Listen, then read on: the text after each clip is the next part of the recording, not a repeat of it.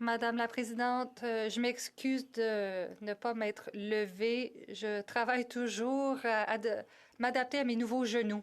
Alors, je suis ravie de participer à ce débat. C'est un des débats les plus importants depuis que je suis députée.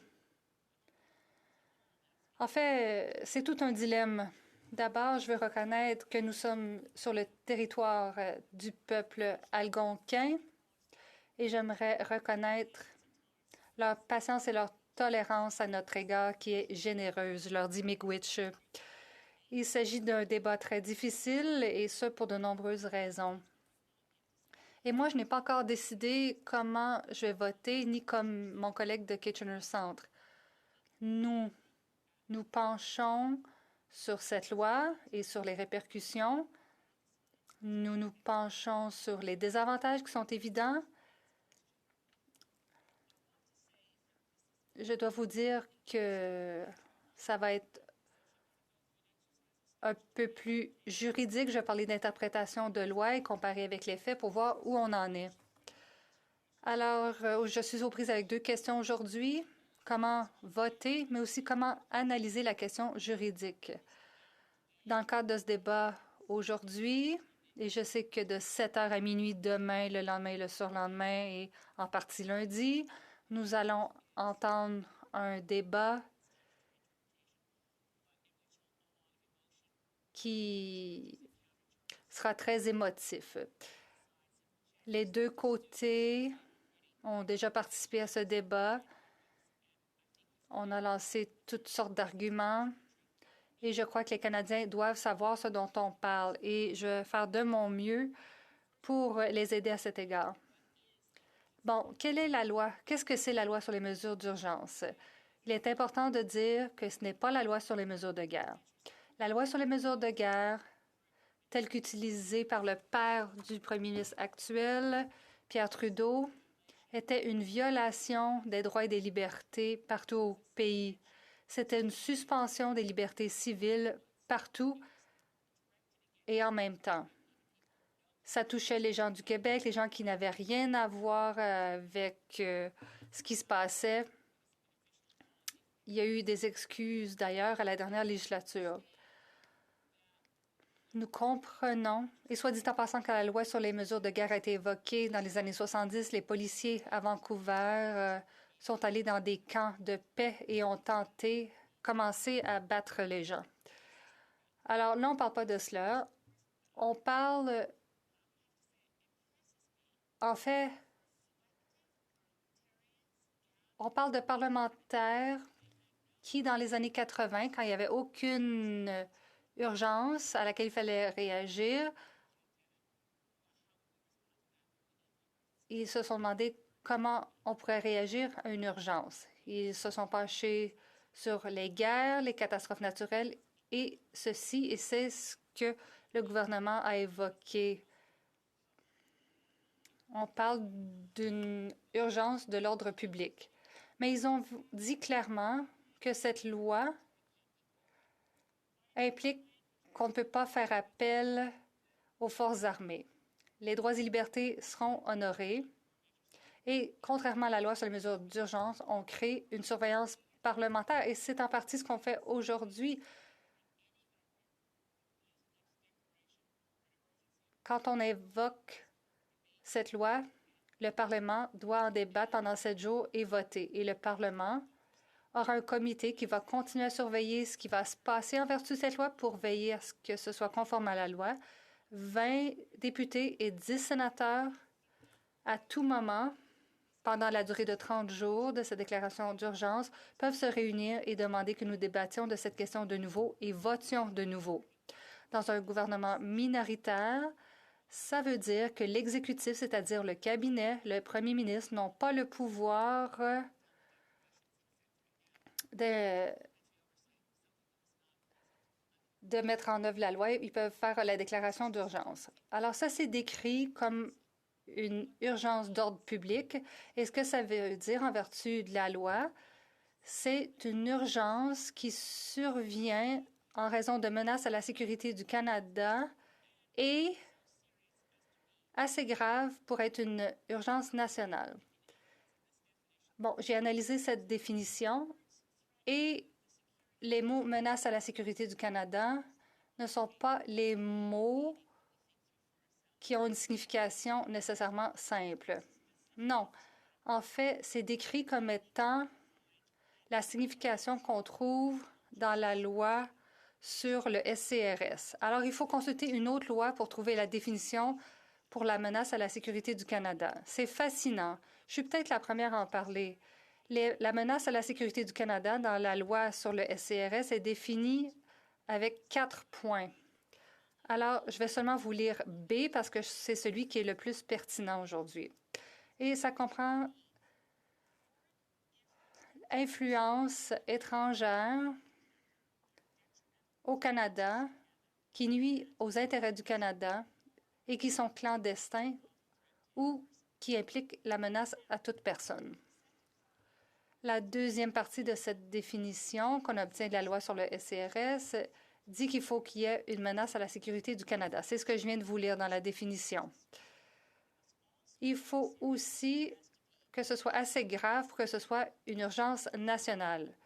Pour avoir la définition d'urgence nationale, il faut retourner à la loi et il s'agit d'une situation urgente de nature temporaire qui nuit à la santé et à la sécurité des Canadiens et qui est d'une telle ampleur qu'elle excède l'autorité d'une province ou qui menace sérieusement la capacité du gouvernement du Canada de préserver la souveraineté et l'intégrité territoriale du Canada. Alors, la question est de savoir, est-ce que ces critères ont été respectés? Avons-nous atteint ce seuil? Et là, il faut interpréter davantage compte tenu des faits. Je crois, personnellement, et j'ai trouvé ça dans la déclaration, alors le gouvernement est troublé par l'aspect étranger. La déclaration dont nous débattons aujourd'hui comprend cet argument. Les manifestations sont devenues un point de ralliement pour les manifestants anti-autorité, anti-gouvernement, anti-vaccins, les complotistes et les groupes de suprématie blanche au Canada et dans d'autres pays occidentaux. Les manifestants ont toutes sortes de demandes idéologiques, qu'il s'agisse de la fin des mesures sanitaires allant jusqu'au renversement du gouvernement. Alors, ça semble répondre à la question de la menace au Canada. On parle d'influence étrangère au sein du Canada qui nuisent à l'intérêt du Canada. Alors, on parle ici de bloquer l'accès au commerce, bloquer les communautés, fermer les communautés. Est-ce que c'est clandestin? Oui, si l'argent vient de l'extérieur et que les gens se servent d'adresses anonymes et qu'ils envoient de l'argent au Canada aux fins de perturber notre pays. Alors, quelle est cette fin? Est-ce qu'on peut trouver des preuves de ce que des influences étrangères voudraient tenter de faire ici au Canada?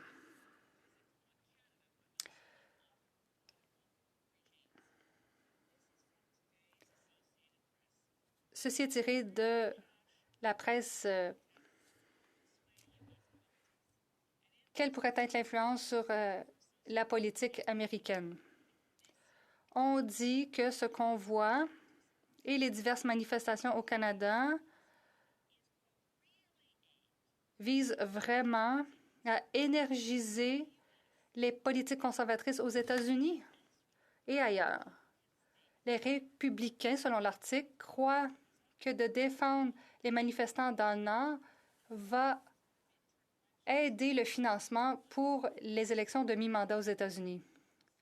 C'est pourquoi nous avons des gens de l'extrême droite des États-Unis, comme Ted Cruz et Marjorie Taylor Greene, qui qualifient les manifestants au Canada de héros et de patriotes. Ils sont adorés par Fox News en ce moment et le sénateur Rand Paul a dit qu'il espère que les camionneurs iront aux États-Unis pour bloquer leur ville. Autrement dit, je crois qu'un aspect de ce qui fait en sorte qu'il s'agit d'une urgence, c'est qu'il y a des tentacules qui vont ailleurs et qui pourraient mener à des perturbations dans d'autres économies, y compris notre principal partenaire commercial. Est-ce que ça atteint le niveau d'une Urgence nationale, c'est vraiment une question qui est plus difficile pour moi. Nous avons vu des blocages qui ont été démantelés. Il y avait moins de gens. La logistique était plus facile. C'était plus facile sur le pont Ambassador que ce qu'on voit ici. Et je suis en désaccord avec les collègues qui disent que si on est au Parlement, ça veut dire que c'est sécuritaire. Ce n'est pas le cas. Des amis à moi ici, des gens du personnel se sont fait lancer des excréments. Nous avons eu des gens qui ont crié alors qu'on se déplaçait dans les rues. Et en ce moment, j'ai un handicap et je ne peux pas me rendre ici sans l'aide des gens des services de protection. Alors non, c'est pas comme à l'habitude sur la colline ici. On ne se sent pas en sécurité ici. Et j'aimerais revenir, enfin, vous présenter mon prochain argument. Je suis très préoccupée par la nature de notre sécurité ici. Nous ne sommes pas n'importe quelle ville au Canada. Nous sommes la capitale nationale et nous avons attiré, et je veux pas qualifier tous les gens qui sont ici de la même façon. De toute évidence, il y a des gens qui sont ici et qui pensent que c'est une fête en pleine rue. Il y a des gens qui sont pas radicalement politisés, mais le point commun, c'est qu'il y a une radicalisation avec violence. Ça a été plus évident que n'importe quoi d'autre et ça a été mis en évidence par The Guardian aujourd'hui.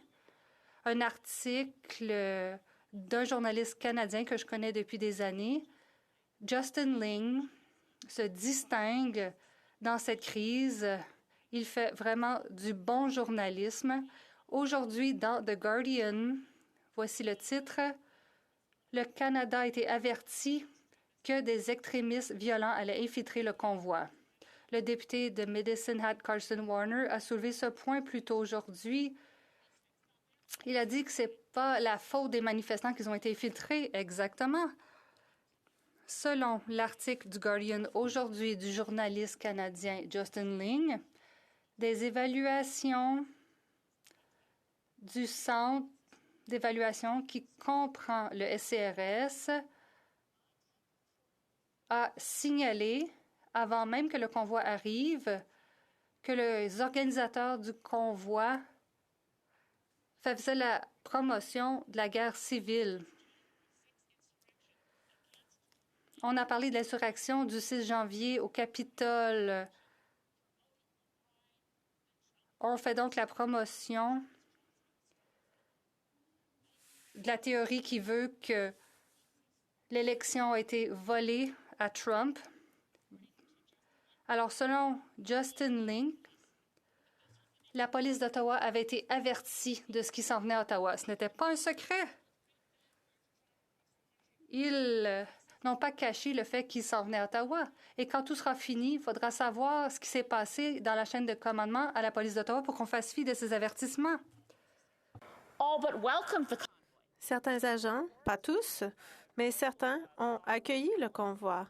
Des journalistes à Ottawa ont dit que quand ils ont interviewé les camionneurs, ils ont dit on voulait seulement rester quelque temps, mais les policiers nous ont dit de nous installer là, sur Wellington.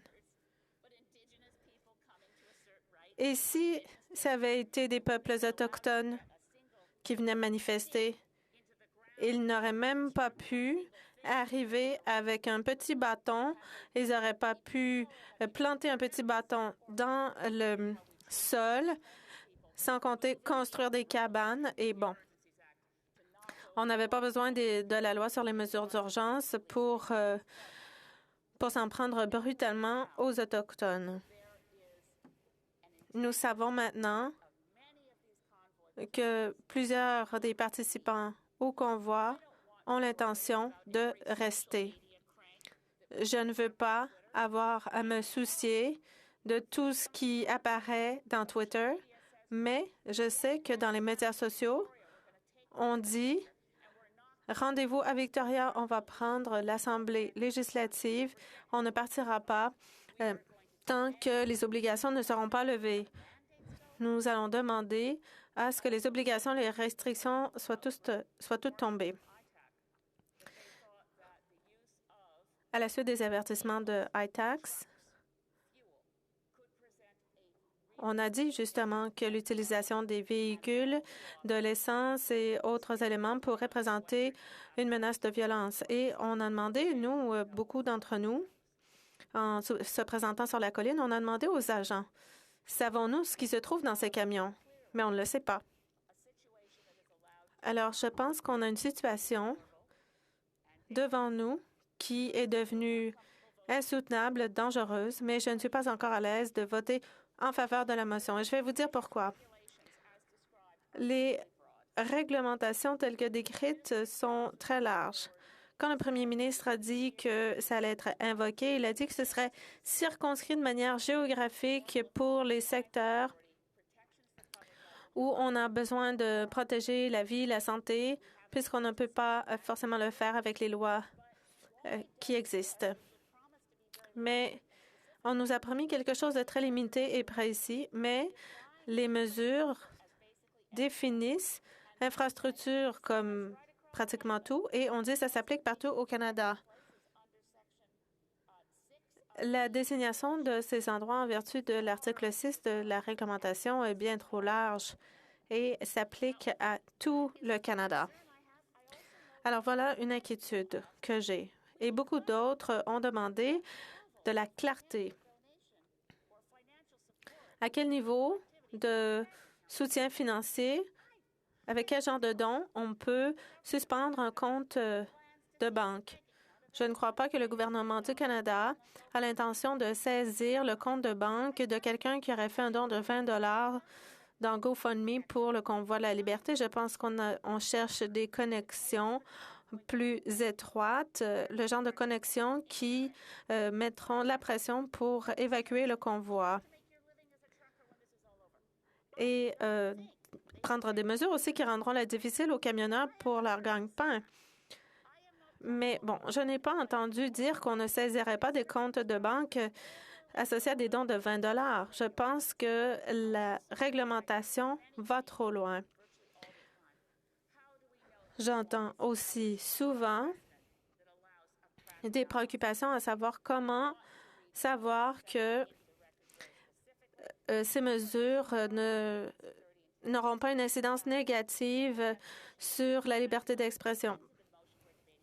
Et je vais citer quelque chose à propos de la motion. Quelle est la menace à la sécurité du Canada? Et on dit du paragraphe B, on dit qu'on n'inclut pas des manifestations légitimes à moins qu'elles ne soient faites conjointement aux activités énumérées ci-dessous. Bon. Je ne vais pas aller plus loin.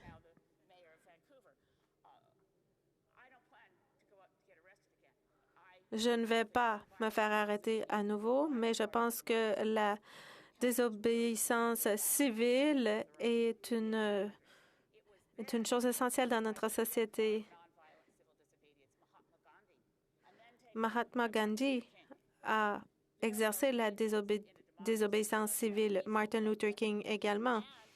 La démocratie doit permettre les manifestations pacifiques et le droit de contrevenir à la loi si on croit que la loi est injuste selon nous, mais ça n'inclut pas le droit de détruire la vie des gens au passage. Et ça n'inclut pas le droit de refuser d'accepter les conséquences de ces actions et de dire « je vais me tasser tranquillement ». J'ai pratiqué la désobéissance civile. Et j'ai cru que la survie de la vie sur Terre valait la peine de me mettre en danger et de me soumettre à une arrestation au besoin. Il s'agit ici de questions complexes et je pense qu'on doit s'écouter les uns les autres. Je suis préoccupée parce que beaucoup de mes commettants pensent que la manifestation est pacifique à l'extérieur du Parlement. Mais il n'y a rien de pacifique quand des camions font résonner leur klaxon encore et encore. Le klaxon n'est pas une expression de liberté d'expression, comme l'a dit le juge qui a accordé l'injonction. Mais moi, j'ai besoin que le gouvernement me dise que la réglementation sera resserrée avant que je puisse voter pour. Question d'observation. Le secrétaire parlementaire du ministre de secrétaire parlementaire du procureur de la Couronne. Je remercie la collègue pour son discours très intéressant.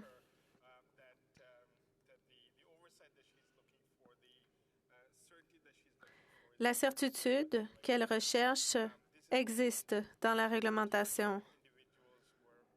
On cible ici les individus qui contreviennent aux lois et les questions de proportionnalité.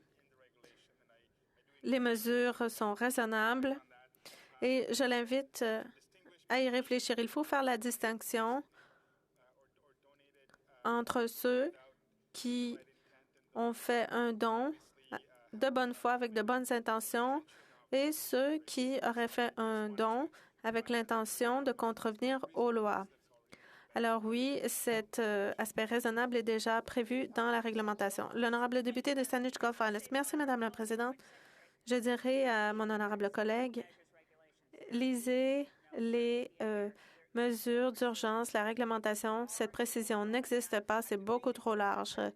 Je pourrais lire ici, on parle d'infrastructures critiques et on définit des ports, des tramways, des stations d'autobus, etc., etc.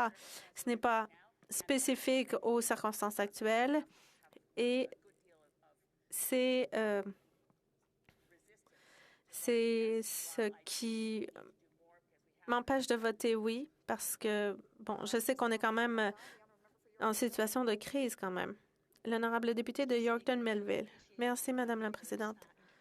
J'apprécie l'intervention de la députée ce soir et j'espère qu'elle va bien malgré la douleur qui l'accable.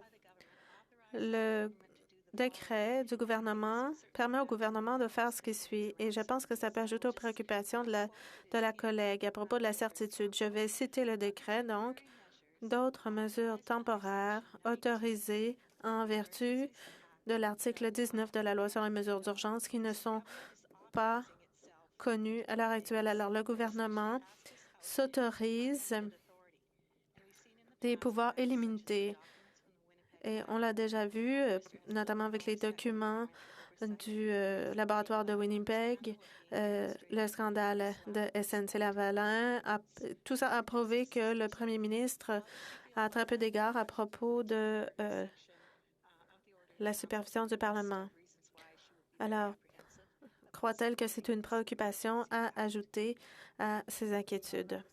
L'honorable député de Saanich Gulf Islands. Merci à ma collègue de Yorkton-Melville.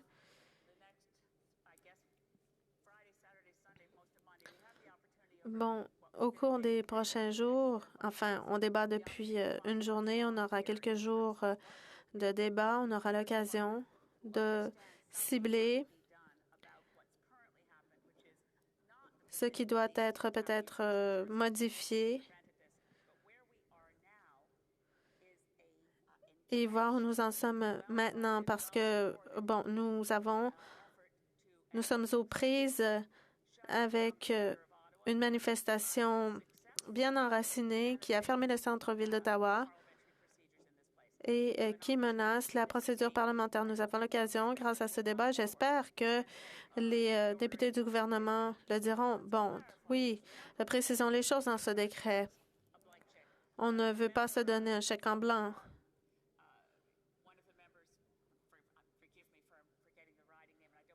J'oublie la circonscription, je ne vais pas dire son nom, mais un député du NPD du Québec l'a dit. This is not a blank check. On ne veut pas donner un chèque en blanc.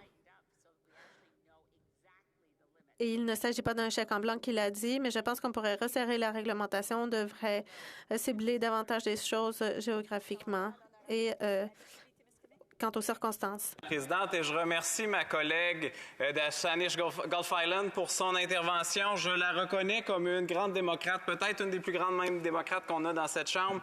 Et son analyse qu'elle faisait, je la trouvais, elle était fine et nuancée et constructive surtout. Des choses qu'on n'a pas entendues beaucoup de la part du gouvernement, des éléments constructifs axé vers le dialogue depuis les derniers temps.